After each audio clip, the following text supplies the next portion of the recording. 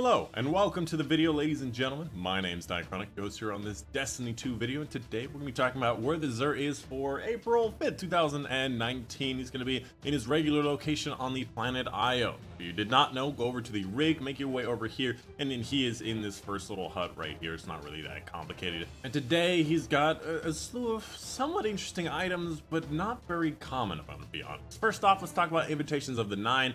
This is what, the third or fourth week? I think it's fourth week. You got to get some Cabal kills, Taken kills, Vex kills, and complete the strike, the Pyramidium. The Pyramidium has Taken and Vex in it, so if you want to get that stuff, you can get it along the way. I recommend doing the strike first, and then after you complete this, you get a powerful reward and more of the lore. Something I realized, or something I was told last week, is that every single character that you do this on, no matter how far you are in the quest, you get the lore. So if you completed all three of them, all three times, the past 3 times, you would have had every single lore by this point. Alternatively, if you do all of them on one character, by the time the 9th comes around, you'll be able to get all of them. So just something that I realized. So if you want and to get that lore quicker, you just do it on each character and you'll get one every single time. And before I get into it, just something I wanted to mention. On April 9th, they're going to be changing the way the Xur rolls work. Right now, every single item of a same type, for example, every single arm piece will have this exact same roll. Every single chest piece will have this exact same, every leg, pretty much the exact same roll every single time.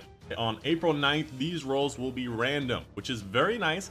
However, I would say that the rolls on them are always good. I would say random rolls are definitely something you want to look forward to, because it's something, you know, to look forward to looking at the Xur every single time. So that's just something I thought I would mention. Moving on to the weapon, let's go ahead and talk about it. DARCI makes it so you can see enemy with like a highlighted thing around them, which is really nice, as well as the fact you do 4 times the damage once you do have them in your sights and they are highlighted. This weapon does a lot of damage, has a very high RPM, and I think has the highest DPS in the game right now. Now you may be surprised to hear that.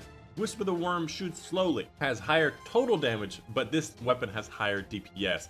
It is an incredible weapon, and I would highly recommend you use it, especially considering that it has more ammo now than that of the Whisper, and you know, can definitely do a lot of damage. Moving on to the Warlock Exotic, we have Winter's Guile. Eliminating enemies with melee attacks increases your melee damage. So it's like keep on stacking melee damage. I think this is infinite. You can just keep killing enemies, keep getting melee damage, and you keep going.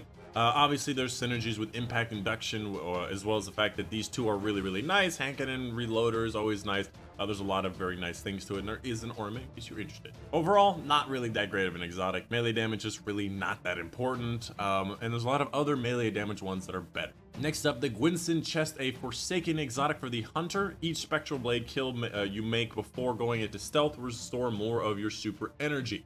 Definitely something that you want to use if using Spectral Blades in the Crucible. Alternatively, I use Worm Husk, which is something I'm using right now. So this one is really not that amazing, but obviously it has things like kinetic, unflinching kinetic aim in case you are using something that needs it, and then special ammo finder on kill, which is the best thing you can have in this column. Moving on to the Titan Exotic, we have the Antius Wards. It got a buff recently. Improved slide and sliding reflects incoming projectiles, and reflected projectiles grant super energies. This is supposed to be that like slide into a shotgun battle and you won't get hit by shotgun shots. It's a really cool idea. I don't see it very often, but I would love to see it absolutely destroy in the Crucible. However, I would say that the reflection is only in front of you, so it's not to the side of you, it's not a full bubble, it's just like a little mini shield right in front of you. It does not protect your entire body. I've never actually used this in Crucible. Somebody else is going to have to give me a better idea of how good it is. Of course, you got hand cannon dexterity, which is really nice. Special ammo finder, best of this column. Generally good roll for this kind of a type of and that's pretty much it. Of course, make sure you get your 500 swords if you don't have it already for easier nightfalls and higher scoring nightfalls, and Faded Engram to guarantee you an exotic from before Forsaken. And that is pretty much it. That is the Xur video for guys today. Hope you guys did enjoy. Let me know in the questions in the comments. Let me know in the questions if you have any comments below. Yeah, the second part actually kind of worked. But that's it. That's the video. Hope you guys enjoyed. My name is Dychronic. I will see you guys on the next one. Anybody ever notice this Iron Banner armor for the Hunter has like a little target zone where the genitals are? Like, anybody want to talk about that?